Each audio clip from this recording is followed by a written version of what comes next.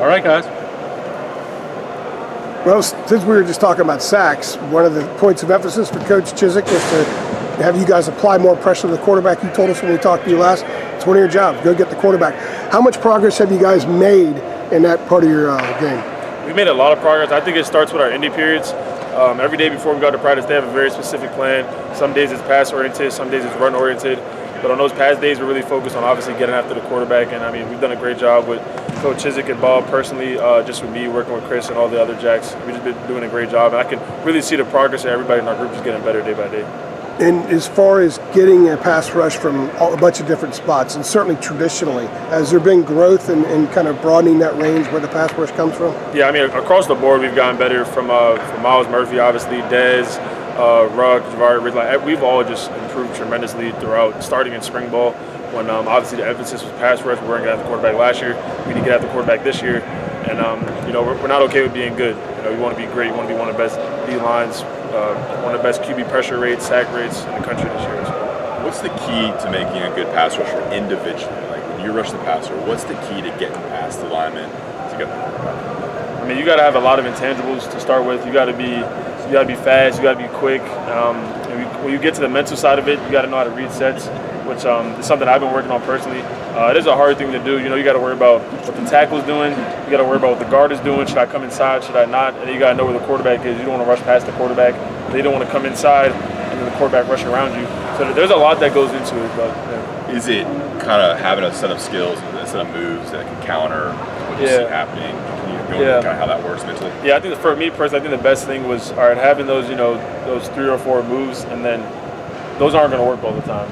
Not that good. Not everybody's that good. So once those don't work, what am I doing next? What am I doing to counter that? Am I rushing up the field, doing one move and then spinning back? Am I throwing by? Am I speed to power? Where's the quarterback? Worrying about that second move, worrying about that secing counter. How much does film review play a role in pass rush for you? Huge. I mean, I've watched just about any edge rusher that's good in the NFL over the past 2 years. I've really locked in on that over the past 2 off seasons. Even when I was at UVA, I really just locked in on that. T.J. Watt, Bud Dupree, Chandler Jones, Max Crosby. I mean, there's an ongoing list of just every team in the NFL has at least just one ridiculous edge rusher that you can really watch that gets after the ball. Coach Chiswick told us the other day that one of the main jobs of the Jack is to protect the edge and sort of build a wall to keep everything in. Where's the balance in doing that, but also going after the quarterback? He does a great job of mixing it up. We're not always on the edge. Sometimes, we're spilling, coming underneath of those pulling guards, those swaying tight ends coming back. We're going underneath of those. And a lot of times we are boxing it back to the rest of the defense. But I mean, it's all a telltale. Like you got to know, tackles give it away. Sometimes whether it's run or whether it's pass. I mean, you're not 100% all the time. Sometimes you think it's pass and it's run, and the edge might just be a little bit shorter, which. Sometimes it's a risk you want to take. Sometimes it's a risk you don't want to take. Sometimes it jeopardizes the defense. So you don't want to do it if it does that. But just really getting those running pass keys, and you can find it through film. Guard, center, quarterback. What's your runner pass keys? Certain formations. Things like that. When you say they give it away, is it they give like a glance maybe when they get the line of scrimmage, or their toes pointed a different way? Is it the splits? There's so many things. Sometimes you look at a tight end. And he'll look back, and once he goes like that, I'm like, oh yeah, I know he's coming back at me. Or if a guard, if he's a little light on his hands, is he heavy? Is his foot a little further back than usual? Is that tackle's footstep? Me personally, everybody's going to get speed. When they're going against me. So if your foot's not all the way back there, then you're probably going to lose. So if that foot is a little closer, then I'm known as run. Little things like that. This has been a pretty seamless fit for you. It feels like here. Do you agree with that, and why do you think that is? It really starts with the guys. I've really grown close with a lot of guys, just across the defense. They welcomed me in. They never kept me out. So my boys said great. So yeah, they just welcomed me in as their own. They treat me like a brother. So I really appreciate that. And that's really where it starts, because there was obviously I came from a rival school. There was never no hate through anybody. And they were like, all right, this kid's good. Let's get to work. No, having been through that 2020 season where COVID kind of wrecked everything, how concerned are you? It seems like we're seeing little pockets of it breaking back out now. For me personally, I don't think it's a crazy concern. Obviously, for people with underlying health conditions, I know if I'm around other people, then I'm gonna protect other people. But this season, I hope it's not that big of a deal. So we'll see. You're an experienced guy that's played college football a long time. are you in any ways a different player coming here now from UVA? Like, how have you tried to become a different guy at all? Like, how would you assess your game compared to what people have seen in Charlottesville to what they might see this season? I mean, in Charlottesville, I played just about any position.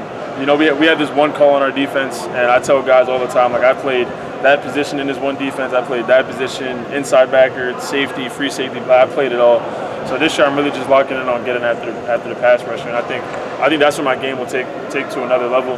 Where you know, I think 2019 I had about 7 sacks, but again, I was playing like all over the field. Even last year, 2 years ago, I was playing majority safety. You know, I remember against Clemson, Duke, I was playing a lot of safety. UNC, last time I played on the line and when we played against UNC was 2019. So I think playing that edge position is where my game will take a change. You were playing safety? Yeah, I played a lot of safety. Now you played edge? No, but I was playing safety and edge. Like against Clemson, I play a lot of middle safety. Like free safety, field safety, and then like on third downs, I'd rush the passer. It seems odd, doesn't it? I mean, it seems odd to me that a safety would now be playing. I don't know. Yeah, I mean, at UVA we dealt with a lot of injuries, so it was kind of like next guy up kind of thing. And I was tall, I could move, so. Has Gene, like in the defense he's installed or is installing, has he, I don't know, put up film and said like, look, this is what so and so did 3 or 4 years ago, you know, when we last used this defense. This is what I think you can do. Is he, I don't know, compared you to anyone from the past or shown you what anyone has done in this defense in the past? Not in this. Again, like that jack position is really a new position, and it's kind of taken over college football. As you know, we see guys like Will Anderson, a lot of guys that are playing in the front and they're playing like apex in between the tackle and number one, and then they're dropping into coverage, doing a whole bunch of things. And it's not you can't name a lot of guys like that are in the NFL that even did that in college, or even a lot of college guys that are doing now. So it's really a new position that I think is taking over college football. How would you describe what the jack is for somebody who doesn't watch football? I would say get at the quarterback, set the edge, and give relief to the corner. There you go, Ross.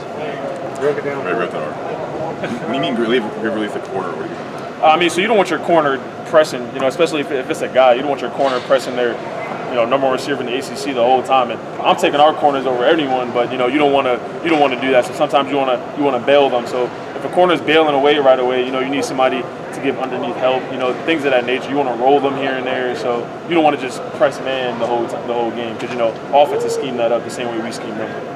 So 7 sacks was the most at UVA? Yeah, I think 7 was the most. Yeah. You see maybe more than that? I'm going for the sack recognition. That's the goal. So. Yeah. I think it's 16, right? 18 and a half.